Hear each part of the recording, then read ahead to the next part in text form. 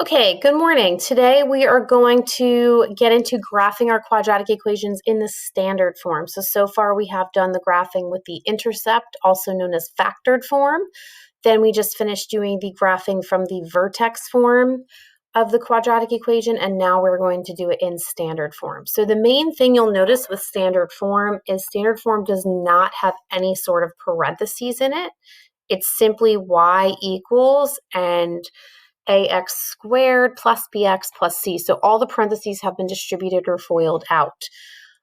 So if you were to take an intercept or factored form equation or the vertex form equation and get rid of all your parentheses by distributing or factoring, you would end up with standard form. A quadratic function is a function that can be written in the standard form as well as the other two. Just like the other two forms, the quadratic function has a U-shaped graph called a parabola, so that is nothing new. And similar to the other two forms, whether it opens up or down, both of those can happen. So if it is opening upward, this vertex here is down here at the bottom, and that is a minimum for the vertex. And if it's an a value that's negative, then your vertex will be a maximum, and the graph of the parabola will open downward. So just to review the features of the quadratic function, most of these are the same. The only difference is how you find the vertex and the axis of symmetry is a little bit different in each form. So in the standard form, the a is positive, the parabola opens up. So the vertex point is a minimum, and that is not new. We've already gone over that in the last two forms. If the a value is negative, your parabola will open down, and then your vertex point is a maximum. Okay, so now moving on to how do we find that vertex? So the vertex form, the vertex was right there in the equation. In intercept form, we had to average out the two intercepts to find the vertex and the x value and then plug it in and find the y. But for standard form, there's a special formula to find the x coordinate of the vertex. It is negative b over 2a. And because that x coordinate of the vertex will also be your axis of symmetry, that's the same equation you would use to also find the axis of symmetry. Okay, so the steps to graphing the quadratic function. So first thing you want to do is find the x coordinate of the vertex using this formula negative b over 2a. Once you get that, you're going to substitute that x value in to get the y value of the vertex. And then we're going to use that graphing pattern I had introduced you to in one of the other methods. And we're going to use that to get some points on one side of the axis of symmetry, and then we'll use that axis of symmetry to plot the corresponding points on the other side. So for example 1, the first thing I like to do is identify my A, my B, and my C. So A is always the number in front of the x squared, which is the 1 here since there's nothing there. The B would be the number and the sign in front of the x. That's single x, that would be negative 2. And the C would be the number and the sign at the end. So that's just positive 1. So to find the x, we have to do negative b over 2a. Now, if we're putting in a b value that's a negative, and we already have a negative in the formula, that's going to become a positive, because when you have a negative, it becomes a positive. So we have 2 over 2, so x equals 1. So now that 1 that we just found is two things. X equals 1 is the axis of symmetry. It is also the first part of the vertex. Now, because our a value is positive, we know that vertex is going to be a minimum, right? Now, to find the second part of that vertex, we have to take the 1 that we got for x, and we're going to plug it in for these two x's here in the equation. So usually I find the best way to do that is on a calculator. So if I have x squared, and I'm putting in a 1, that's going to be 1 squared. And then let's see if I can remember the rest of my equation here, minus 2x plus 1. So then minus 2 parentheses, put in that, whoops, sorry about that. Calculator's going crazy here. Okay, so it was 1 squared plus 2 times 1. Oh my goodness, I'm not having good luck with this calculator. All right, let's try this again. All right, x squared minus 2x plus 1. Okay, so 1 squared minus 2x plus 1. There we go. Okay, so I plugged in the 1 where the 2 x's were in the equation. Make sure you use parentheses, hit enter, and I have a 0. Okay, and you don't have to use your calculator. You can certainly do that in your head. So 1, 0 is the vertex. Okay, so we're going to plot that vertex, 1, 0. We're going to plot the axis of symmetry. And then you might remember that little A times 1, 3, 5 graphing pattern I introduced you to in the vertex form. So my A value is 1. So if you distribute a 1 to 1, 3, and 5, you just get 1, 3, and 5. So remember, these numbers are going to kind of act as your rise if you're doing like a rise over run. So from the vertex, I'm going to rise 1, and then you always run 1. Or go over 1. Then I'm going to rise 3 from that point, 1, 2, 3, and run 1. And then I'm going to rise 1, 2, 3, 4, 5, and go over 1. I'm going to do the same thing on the other side to match them over the axis of symmetry. So find the line that they're on and then just make sure they're the same distance away from that axis of symmetry. And then you draw your parabola through the points. And that's it. Okay, so let's take a look at example 2. Again, for example 2, the first thing we want to do is identify the a, which is the number in front of the x squared, which in this case is -1. The b, which is the number in front of the single x, which in this case is +2. And then the c, which is -3 here. So to find the x, I'm going to use my formula, -b over 2 times a. So my b, I already had the negative on the formula, but my b is just 2. And then 2 times -1 goes on the bottom. So x equals -2 over -2, which of course simplifies to +1. So again, my axis of symmetry is x equals 1, and my vertex is going to be 1, whatever I get when I substitute that 1 in for these x's.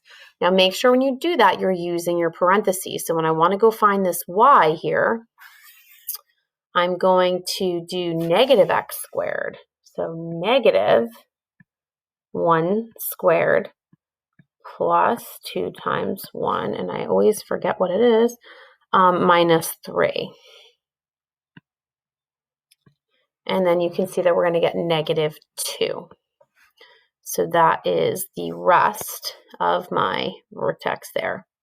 And of course, since this one's going to be opening down, we know that vertex is going to be a maximum. So I'm going to go ahead and plot my vertex, which is 1, -2, so over 1 down 2. I'm going to draw my axis of symmetry through that point there.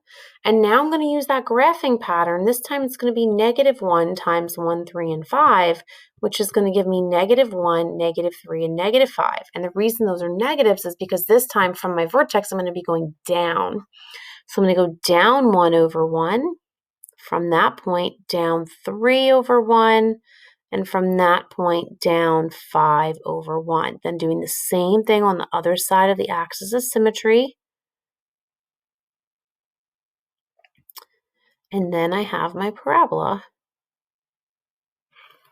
And that's it.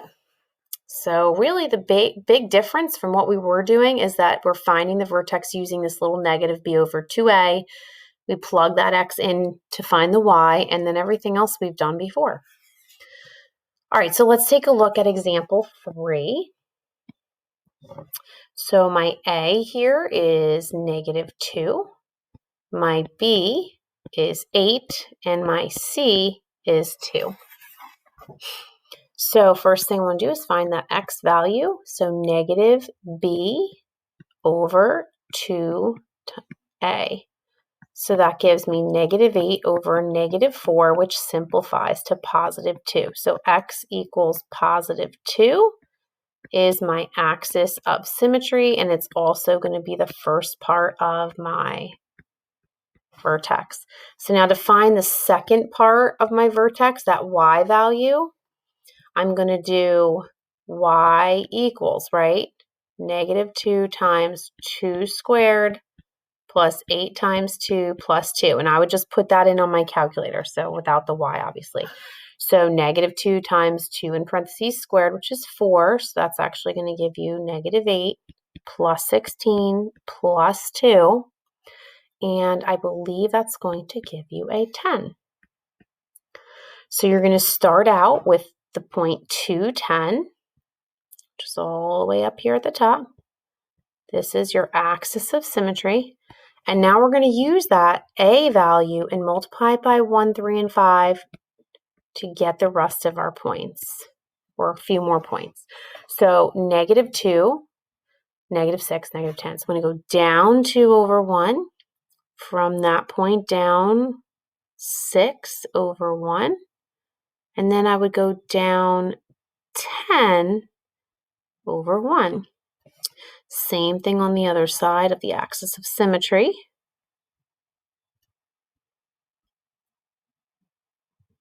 And then I can draw my parabola through the points. That's it.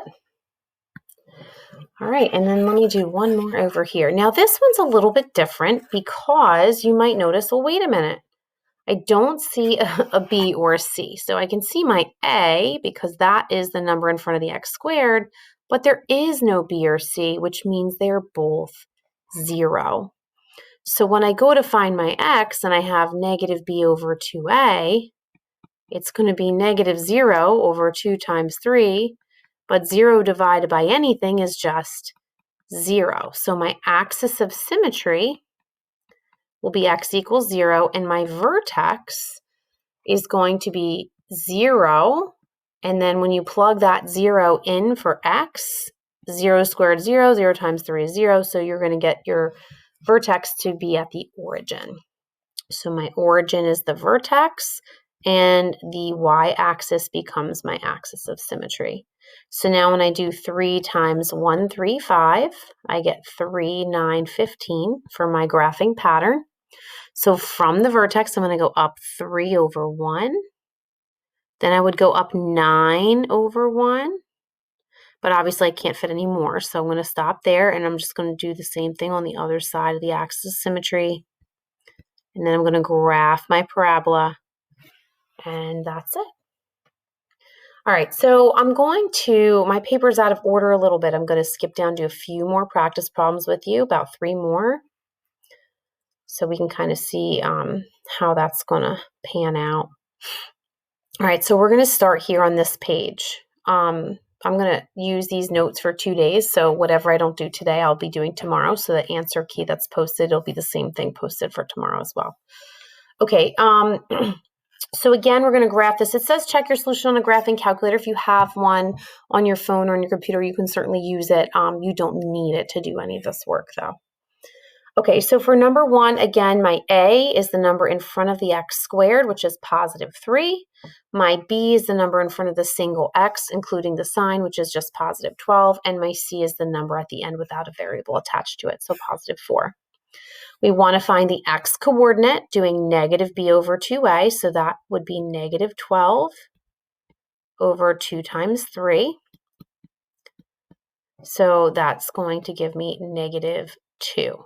So my x coordinate for the vertex is negative 2, and my axis of symmetry is x equals negative 2. So now once I get that, I want to find the y coordinate by substituting x into the equation. So to find my y, I'm going to do 3 times negative 2 squared plus 12 times negative 2 plus 4. And you can certainly put that in the calculator. If you do, make sure you use parentheses or it'll be wrong. A lot of people miss the parentheses and then get the wrong answers. This is usually where the mistake occurs. So negative 2 squared is positive 4, and positive 4 times 3 is 12. 12 times negative 2 is negative 24. And then I have that plus 4 at the end. So 12 minus 24 is negative 12, plus 4 would be negative 8. So my vertex is negative 2, negative 8. So if I go to plot that, I go negative 2, negative 8. The axis of symmetry is going through that negative 2. And then I'm going to use my graphing pattern, which in this case is 3 times 1, 3, and 5, which gives me 3, 9, and 15. So I'm going to go from my vertex up 1, 2, 3, since that's positive, always over 1 to the side. Then up 1, 2, 3, 4, 5, 6, 7, 8, 9, over 1 to the side. And if I could fit it, I'd go up 15, but I'm kind of going to be out of room. So I just do the corresponding points on the other side of the axis of symmetry, draw my parabola. And of course, my vertex here is known as a minimum because it is the lowest point on the graph. All right, so now let's look at the next one. This time we have an a value of a fraction, which is fine. It doesn't really change too much. Just when we do the plotting with the graphing pattern, it can be a little bit tricky. All right, so the a is 1/2, the b is negative 6, and the c is positive 20. So to find that x-coordinate, I need to do negative b. Now, since my b is already a negative 6, that's going to end up becoming a positive 6. On the bottom, I have 2 times 1/2, and 2 times 1/2 is just 1. So x equals 6 is my axis of symmetry, and that 6 is also the first part of my vertex. So now to find the y value, I'm going to plug in 6. So 1/2 times 6 squared minus 6 times 6 plus 20. Well, 6 squared is 36, and half of that is 18, minus 36 plus 20. So 18 minus 36 is negative 18. Negative 18 plus 20 is 2. So y equals 2. So my vertex is 6, 2. So I'm going to go over 6 up 2. My axis of symmetry is x equals 6. So that's the vertical line going through the x-coordinate of 6. And then I'm going to use my graphing pattern. This time is 1/2 times 1, 3, 5. So we're going to get 1/2, 3 halves, and 5 halves. Now, it's kind of hard to graph improper fractions. So if it helps you to make them decimals, it's 0.5, 1.5, and 2.5. So from my vertex, since they're positive, I'm going to go up. I'm going to go up half a box. You still go over 1. Then up 1.5 over 1, and then up 2.5 over 1. Same thing on the other side of the axis of symmetry. And then we have our parabola. Again, the vertex is a minimum because the graph is opening up, and the minimum or the vertex is the lowest point on the graph. And we're going to do one more for today. This number 3 here. So my a value is positive 4, my b value is negative 8, and my c value is negative 6. So plugging in to find the x, I have negative 8, which of course will become a positive 8. And then 2 times 4 in the bottom is 8, and 8 divided by 8 is 1. So my x value here is x equals 1, which will also be my axis of symmetry. So now to find my y value, I'm just going to plug in a 1 where the x's are. So 1 squared is 1. 1 times 4 is 4. 8 times 1. So we get negative 4 minus 6, which is negative 10. So our vertex is 1, negative 10. So over 1 down 10. My axis of symmetry is that vertical line, x equals 1. And my graphing pattern now, I'm going to do 4 times 1, 3, 5, which would be 4, 12, and 20. So from that vertex, I'm going to go up 4. 1, 2, 3, 4, over 1. Then from that new point, I'm going to go up 12, over 1. And of course, I can't fit 20, so I'm going to stop there. Do the other points on the other side of the axis of symmetry, and I draw my parabola. Now, you might have noticed that when the x value is the a value is a larger number, like 4, it made the graph much skinnier. But when the a value was a very small number, like 1/2, it made the graph wider. So that's another little thing to notice there. So the larger that A value is, the skinnier the graph gets, the smaller that A value is, or closer to 0, it is wider. Okay, so you are going to do the quizzes homework assignment. A lot of the questions will be repeats of things from last week, so just to keep them fresh in your mind. And there'll be some questions on finding the vertex and the axis of symmetry using the standard form equation, negative b over 2a. And that's it. And then we will review this method again tomorrow, and we'll continue with these notes and also on Friday. And that's it. I hope you guys have a great rest of your day.